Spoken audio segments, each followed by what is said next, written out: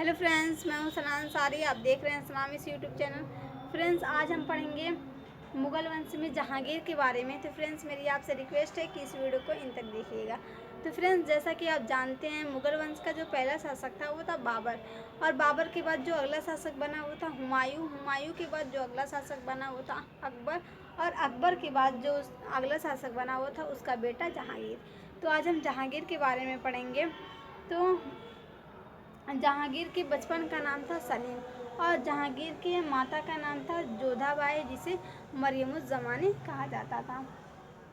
जहांगीर के पिता का नाम था अकबर और जहांगीर जो था उसने 2 विवाह किया था। उसकी 2 पत्नियां थीं। पहली पत्नी का नाम था मानबाई और दूसरी पत्नी थी जगत गोसाई। लेकिन जो जहांगीर था वो शराब बहुत ज़्यादा पीता था, जिससे परेशान होकर जगत गोसाई जो थी उन्होंने आत्महत्या कर ली थी। जो जहांगीर था ये मुस्लिम और हिंदुओं में किसी भी तरह का भेदभाव नहीं रखता था। जहांगीर ने कई चीज़ों पे प्रतिबंध लगाया था। पहला था मद्यपान। मद्यपान यानी कि नशा करने वाली चीज़ें। जो नशा करने वाली चीज़ें होती हैं, जैसे कि मदिरा, शराब वगैरह जो चीज़ें होती हैं, उन चीज़ों पे जहांगीर ने प्रतिबंध लगा दिया था। दूसरा था जुआ। जो जुआ लोग खेलते हैं उस पर भी जहांगीर ने प्रतिबंध लगा दिया था। लेकिन उसने दीपावली जो होती है, दीपावली पर इसने जुआ खेलने की छूट दी थी। यानी कि साल में एक बार इसने जुआ खेलने की छूट दी थी, दीपावली के दिन। ये जो था, ये त्यौहार दीपावली और रक्षाबंधन, ये 2 त्यौहार मनाता था। जहांगीर ने पशु हत्या पर भी प्रतिबंध लगा दिया था। जहांगीर के 2 बेटे थे। पहले बेटे का नाम था खुसरो और दूसरे बेटे का नाम था खुर्रम। ये 2 बेटे थे जहांगीर के। तो खुसरो जो था, इसने जहांगीर के खिलाफ बगावत कर दी थी और इस बगावत में 2 लोगों ने खुसरो का साथ दिया था। पहले थे मान सिंह और दूसरे थे अर्जुन। इन दोनों लोगों ने खुसरो का साथ दिया था, जिससे जहांगीर जो था उसने मान सिंह से जो उनकी मनसबदारी थी उसको छीन लिया था और अर्जुन को जहांगीर ने फांसी की सज़ा दे दी थी और खुसरो को जहांगीर ने जेल में डाल दिया था और जेल में ही खुसरो की मौत हो गई थी। अकबर ने जो मेवाड़ की राजधानी चित्तौड़, मेवाड़ पे अकबर ने 1567 ईस्वी में मतलब आक्रमण किया था। तो उस समय के जो वहाँ के राजा थे उदय सिंह थे।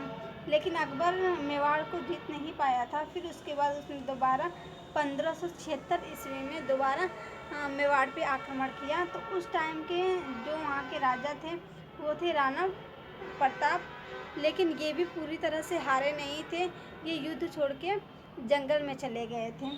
फिर उसके बाद जहांगीर 1516 ईस्वी में जहांगीर ने मेवाड़ पे आक्रमण किया और उस समय के जो वहाँ के शासक थे वो थे अमर सिंह। अमर सिंह से जहांगीर ने संधि कर ली थी, यानी कि समझौता कर लिया था।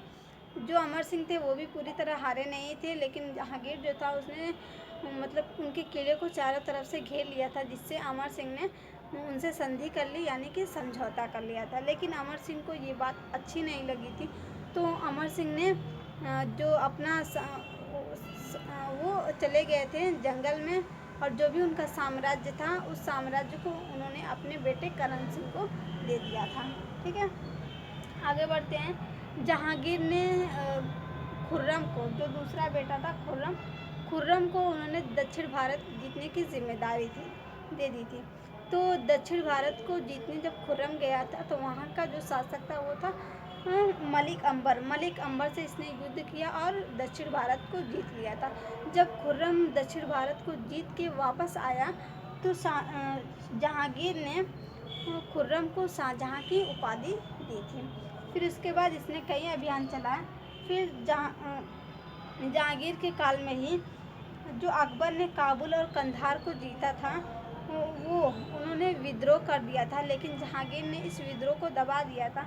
लेकिन शाहजहाँ का शासनकाल आते आते उन्होंने वो कंधार और काबुल जो था वो पूरी तरह से स्वतंत्र हो गया था।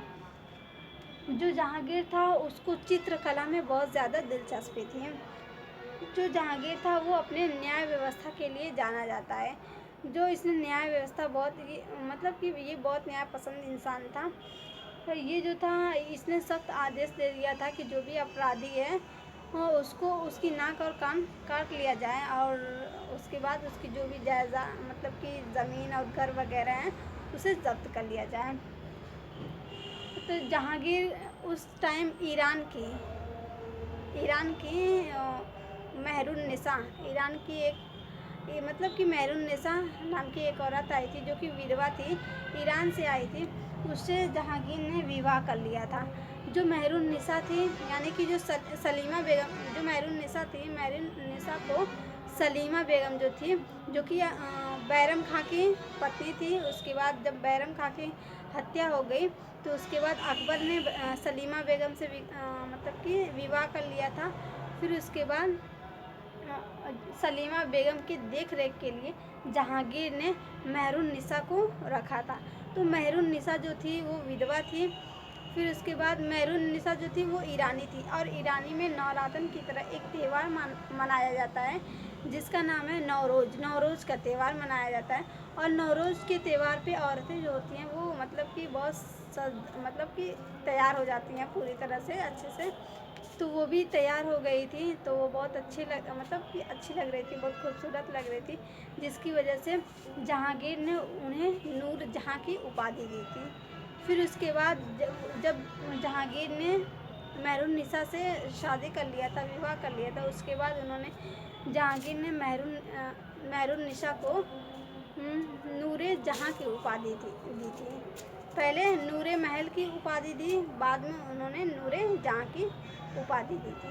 तो ये दो उपाधियाँ महरुन्निसा को दी थी। फिर उसके बाद जो शाहजहाँ था उसने महरुन्निसा को और जहांगीर को जेल में, लाहौर के जेल में बंद करवा दिया था और 1627 ईस्वी में जहांगीर की मृत्यु हो जाती है और लाहौर में ही जहांगीर का मकबरा बनवाया जाता है।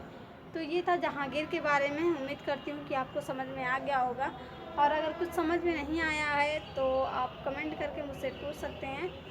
आज के लिए इतना ही। अब मिलते हैं अगली वीडियो में। अगली वीडियो में हम पढ़ेंगे शाहजहाँ के बारे में। तो अगर वीडियो अच्छी लगी तो प्लीज़ वीडियो को लाइक कर दीजिएगा। चैनल पर नए चैनल को सब्सक्राइब करके बेल आइकन को प्रेस कर दीजिएगा ताकि मेरे हर वीडियो की आने वाली नोटिफिकेशन आप तक पहुँचेगी। आज के लिए इतना ही। अब मिलते हैं अगले वीडियो में।